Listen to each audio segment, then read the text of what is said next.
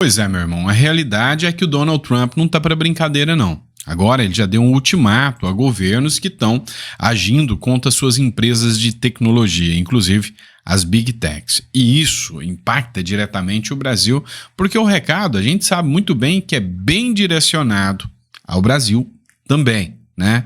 Outro ponto que a gente precisa falar é que o STF está um pouco assustado com essa briga, né? Essa novela Trump-Moraes. E aí, o STF, que ficava fazendo piadinhas, dizendo que isso era delírio, quem ia ser o primeiro a ter o visto cancelado pelo Donald Trump e rindo, agora está preocupado. Pediu socorro ao Lula, pediu socorro ao Itamaraty. E o Itamaraty está assustado com essa situação, porque eles não sabem como agir. A questão está cada vez mais pressão em cima do STF, né? E cada vez mais pressão em cima, inclusive, do ministro Alexandre de Moraes. E a gente vai expor um pouquinho disso aqui para vocês. O governo Lula também está desesperado mais do que nunca. Acaba de sair uma nota agora, mostrando, ou melhor, uma pesquisa mostrando que o Lula não está caindo, ele está derretendo, está despencando. Inclusive, a região que ele está pior é a região aqui do Centro-Oeste, tá? Ou seja, o Lula está tendo péssimas notícias, teve queda de ministra do Lula, o que deixou muita gente assustada e muita gente da esquerda revoltada com o Lula. A realidade dos fatos é que quanto mais o Lula tenta fazer populismo, mais o povo está tomando raiva, porque eles já não acreditam mais nas mentiras que são contadas. Enfim, a gente vai expor tudo isso aqui para vocês. Lembra vocês, tá? Conheçam a Biblioteca Digital, o link tá na descrição aí, tá? Isso ajuda bastante o nosso canal, você pode conhecer os nossos livros, fazer o download dos livros, tá? E fazer o pagamento via Pix, pagamento do valor que você acha justo, tá bom? Mas bora lá, pessoal, vamos começar a entender um pouquinho mais o que tá rolando, o que tá acontecendo nesse Brasil, né? A reputação da Janja, do Lula, como que tá? Pois é, olha só, uma bombinha aqui, né?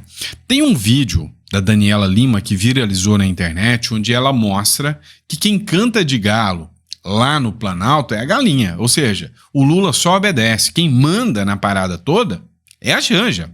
Pois é, mas olha só, matéria da Revista Oeste. Áudio revela que ministra suspende a agenda para atender Janja e enrolar os outros ministros. Esse áudio está na Comissão de Ética da Presidência da República e está causando revolta. Dentre os ministros, principalmente a ministra Cida, aquela que estava sendo criticada, né, que pressionava muito, fazia assédio moral no ministério, a Janja tem prioridade sobre qualquer ministro. Tá? Inclusive até mais que o Lula, pelo que parece. Quando a Janja manda, os ministros cancelam qualquer agenda e vão lá para conversar com a Janja. Mas isso está causando desconforto com outros ministros, com os homens, né? Principalmente o Padilha, o Rui Costa, já estão por aqui com a Janja. Ou seja, está começando a rolar um conflito interno, segundo essa matéria da Revista Oeste. Por outro lado, a aprovação, ou melhor, a desaprovação do Lula cresceu. Na Bahia, cresceu no Pernambuco, redutos eleitorais do governo Lula. O povo está tomando raiva desse governo. E aí, passa dos 60% já de reprovação em 6 estados, inclusive aqui do Centro-Oeste. O levantamento foi feito pela Genial Quest, foi feito entre os dias 19 e 23 de fevereiro e avaliou a gestão do petista em 8 estados, né? E esses estados não querem ver o Lula nem pintado de ouro. E ainda tem gente aí que diz que o Lula é competitivo para 2026. Num cenário de eleição normal, é impossível o Lula ganhar de qualquer pessoa. A última pesquisa mostrou que o Bolsonaro bate balãozinho com o Lula no primeiro e no segundo turno, mas está inelegível. Por quê? Ora, bolas, ele é mau. O Bolsonaro participou de uma reunião com embaixadores. Imagina, poderia ter sido um mensalão, um petrolão, mas reunião com embaixadores, olha que canalice. Ou então, melhor, participou de um evento com dinheiro privado, nem foi dinheiro público, no 7 de setembro. E aí? É óbvio, né? Abuso de poder econômico. Se bem que o Lula agora, se a gente parar para pensar, está usando dinheiro público e já prometeu fazer campanha daqui até 2026, já sinalizou isso. Ah, não, mas aí não é abuso de poder econômico, não, né? Faz o L, né, pessoal? Mas assim, mesmo quem fez o L já não tá aguentando. Vocês sabem que a ministra do Lula caiu, né? A Anísia. Ela, que era ministra da Saúde, acabou sendo fritada, derretendo, né? E aí colocaram Padilha no lugar dela. A grande questão aqui que incomodou muito, né? Muita gente, é a forma que o Lula frita as ministras, né? Como que ele humilha as mulheres dentro do governo dele. Não sou eu que estou falando, não. Olha só, é a Sadi. Dá uma olhada. Que vexame essa fritura da ministra Anísia. Mais uma mulher sendo fritada no governo Lula. Quer demitir, quer trocar. Prerrogativa do presidente da República, chefe do executivo. Tudo certo. Mas faça de uma forma correta. Anísia, Ana Moser, até a ministra Daniela Carneiro do Turismo. O mesmo roteiro, eles vão fritando, e muita coincidência sempre com mulheres no governo. Um governo que se diz preocupado com ampliar a quantidade de mulheres no governo, você vem colhendo. Isso aí, para mim, eu vou te falar, Valdo, assim, quando a gente fala de repercussão na base do governo Lula, eu quero ver o quanto isso repercute também. Porque aí não dá. Aí, se fosse o governo Bolsonaro, a esquerda ia estar caindo de pau em cima do governo Bolsonaro. Então, assim, não dá para passar pano. Quero ver como vai ser a reação. Eu não estou vendo um A nas redes sociais. Muito pelo contrário. Ah, e mais uma informação que eu lembrei aqui hoje de manhã na nossa reunião de pauta. Eu estava com isso na cabeça. O governo Lula também usou e abusou de forma correta, explorando o desastre que foi a gestão da pandemia no governo Bolsonaro, e prometia colocar uma técnica à frente do Ministério da Saúde. A ministra Anísia, ela chega como um símbolo, ela emprestou o prestígio dela quando ela topou ser ministra da Saúde. Tem muitos erros na gestão? Tem. Tudo é verdade. Mas eles poderiam ter corrigido essa rota de forma conjunta, não fritando a ministra do jeito que eles estão fritando. Valdo. Eu acho que ela tá caindo a ficha, né? De que a esquerda é assim. A esquerda nunca esteve lá para defender as mulheres, nunca esteve lá para defender os negros, os gays. Inclusive, lá na Alemanha aconteceu uma coisa muito interessante. Se só os gays votassem na Alemanha, tirava qualquer hétero, só os gays votassem na Alemanha, a direita vencia. Ou seja, os gays, os negros, as mulheres, os deficientes não querem mais fazer parte dessa esquerda, não, porque entenderam que essa esquerda não é nada mais, nada menos do que uma esquerda mentirosa. Por outro lado, né, vamos falar um pouco da nossa novela mexicana preferida, Trump versus Moraes. Pois é, matéria do Paulo Capelli aqui com vocês do jornal Metrópolis. O Itamaraty se assusta com a pressão para atuar no atrito Moraes versus Trump. Meu irmão, parece que aquela historinha de que o Lula vai defender o STF igual o STF defende o Lula, não é bem assim, né? É o seguinte, a cúpula do Itamaraty quebra a cabeça e ainda estuda se vai atuar ou não para intermediar a crescente tensão entre o ministro Alexandre de Moraes e o governo Donald Trump, presidente dos Estados Unidos. A situação é o seguinte, o trem tá assim, quando o Lula abre a boca, a bolsa despenca, o dólar dispara, e o Lula entrar no embate para defender os ministros, porque até agora ele não falou nada disso. Olha só como os ministros do STF, né, estão vendo que o Lula não está tão confiável assim, porque até agora o Lula não fez nada para defender os ministros do STF. E estão fritando. Olha, o Trump e Elon Musk estão fritando o Alexandre de Moraes com toda a forma que ele pode. Tá? Tanto é que o Elon Musk teve uma discussão de como impor sanções, de como punir o Alexandre de Moraes. E eles vão buscar isso. É fato. Tá? Já, por outro lado, o próprio Donald Trump está ameaçando impor sanções a governos, né? Ou seja, deu ultimato contra governos. Olha só essa matéria, foi o Paulo Figueiredo que publicou, Internacional. Urgente, Trump dá ultimato contra governos estrangeiros que ataquem empresas de tecnologia. O governo brasileiro quer porque quer regular as redes sociais, mas eles estão vendo esse sonho cada vez mais distante. Eles queriam fazer isso desde 2023. Não conseguiram, pressionaram o Congresso, ameaçaram congressistas, que, no entanto, não votaram. Por quê? Porque o povo pressionou muito e não passou. A PL da censura não passou. E aí de lá para cá eles vêm ameaçando que o Congresso não agiu, então o STF é quem vai censurar as redes sociais. Tá, o problema é que o Congresso não gostou disso. Falou, opa, peraí, eu tenho meus poderes aqui, nem tanto quanto os seus, mas agora você tá querendo mexer nos meus poderes? Se você mexer nisso e regular as redes sociais sem nós estarmos ativos aqui, você vai humilhar a gente, então nós não vamos aceitar. E aí o Lira começou com aquela ameaça de vai tirar os poderes da decisão monocrática, esses poderes valem muito, né? Então eu vou diminuir o tempo, né? Vocês vão deixar de ser vitalícios, ou seja, eu vou colocar algumas sanções em vocês, eu vou mudar a regra aqui. Tá, a grande questão é que não conseguiram sancionar de jeito nenhum, né? Nem o Congresso, nem o STF e nem o governo. E passou muito tempo. Eles esperavam que próximo das eleições, lá pertinho de 2026, é que eles iam colocar isso. Não, dá para esperar até 2026. 2026 a gente controla tudo. O que não contavam era com o Laranjinha, ou seja, com o homem laranja, Donald Trump. O cara chegou e aí ele tá com foco total. Ele agora já deu um ultimato. A empresa que for sancionada, se os governos começarem a sancionar as empresas de tecnologia, inclusive na publicação, Donald Trump falou o seguinte: olha só, pessoal, tem empresa de tecnologia aqui dos Estados Unidos que o PIB dela é muito maior do que a maioria dos países da Europa.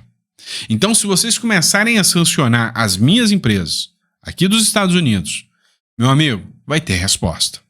E aí, adivinha, aqui no Brasil, o Facebook, o Google, o YouTube, né, o X, estão todas de olho no Brasil. Ou seja, esse ultimato é bem direcionado aqui para o Brasil também.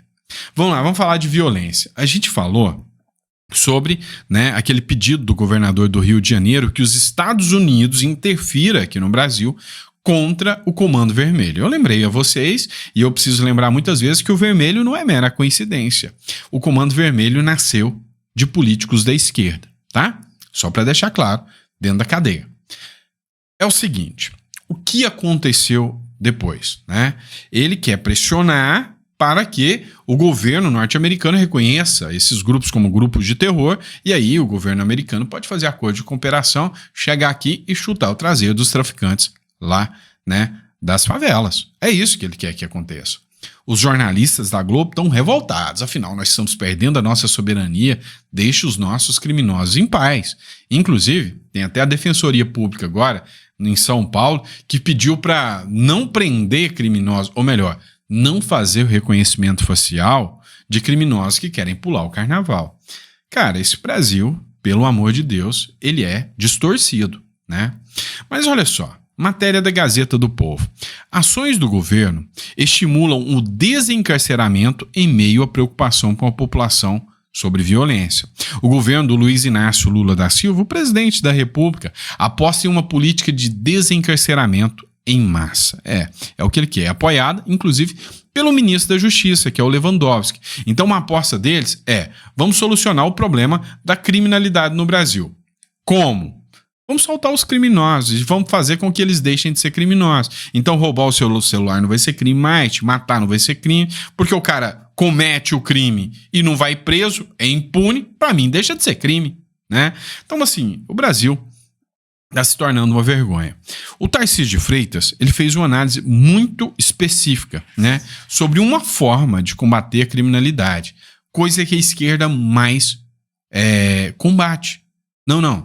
Não combate a criminalidade à esquerda, combate quem combate a criminalidade.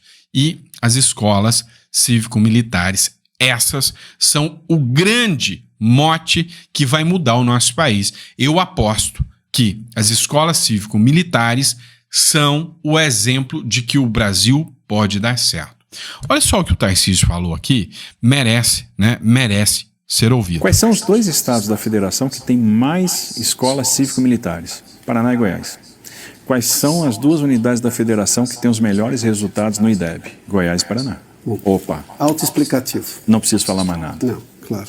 Você pega o que aconteceu em Goiás. Você tinha a região do entorno do DF, que era uma região muito violenta. Você tinha escolas muito precárias, alta evasão escolar. Houve o investimento nas escolas cívico-militares, a evasão escolar diminuiu, a autoestima voltou, o entorno melhorou, a criminalidade caiu, o IDEB subiu. Opa, isso diz alguma coisa. Muito. É evidência. Está lá, é só olhar os dados, é só olhar o que aconteceu. Os eleitores do PT também diminuíram, tá? Só para deixar claro. O Paraná tem mais de 300 escolas cívico-militares. E quando a gente aprovou a lei na Assembleia Legislativa aqui em São Paulo, começou imediatamente uma onda de pedidos para a implantação de escolas cívico-militares nos municípios, por gestores escolares, por pais de alunos. E hoje a gente pode reestabelecer o nosso programa, a gente vai começar a implantação de maneira que ano que vem a gente possa cumprir nossa meta. Nós tenhamos aí 50, 60 escolas cívico-militares funcionando. Agora, além disso, a gente quer criar o Colégio Militar de São Paulo, que aí é o colégio da Polícia Militar, né, que é um colégio que tem um caráter assistencial, que também vai receber filhos de civil mediante concurso, e a gente quer construir realmente um colégio que seja de altíssimo nível, de altíssimo padrão. Acertadíssimo, 100% certo, Tarcísio de Freitas. Você tem que pegar medidas, projetos, né, que dão certo, né, que dão resultado. E esse é o caminho que o Tarcísio de Freitas tem que cumprir.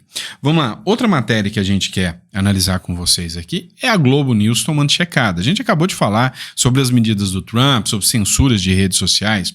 Olha só, a Daniela Lima, da Globo, né, espalhou um equívoco, né? Eu não vou falar que é fake news porque ela é de esquerda, né? Se fosse um cara de direita, e aí, mesmo que eu falasse a verdade, eles falam que não é bem assim e é fake news. Mas a galera da esquerda, quando eles falam uma inverdade, isso não quer dizer que é mentira. Isso quer dizer que se equivocaram, né? Então ela se equivocou aqui. Elon Musk sugere sanções econômicas a Alexandre de Moraes, integrante do governo Trump. Comentário do empresário ocorreu no caso Rumble.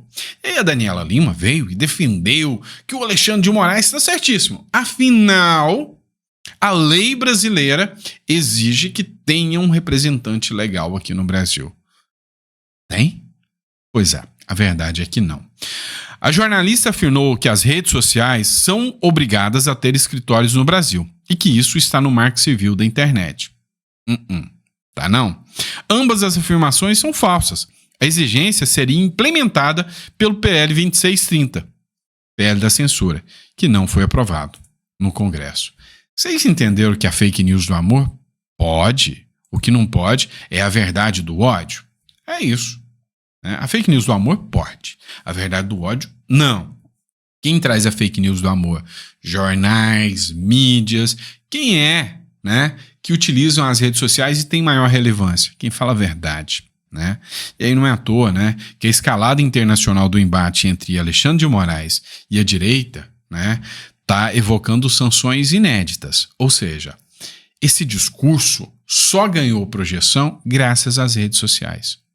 Meu irmão, se não aparece um tal de Elon Musk aqui no Brasil para expor o que está acontecendo, se não aparecem figuras como Glenn Greenwald, né, como o Michael Schellenberg, se não aparecem essas figuras aqui, e graças ao Eduardo Bolsonaro, é óbvio também, ao Van Hatten, ao Girão, né, figuras que, a Bia Kicis, que estão levando, né, esse pleito lá para fora, mas se isso não acontece, a gente era lascado.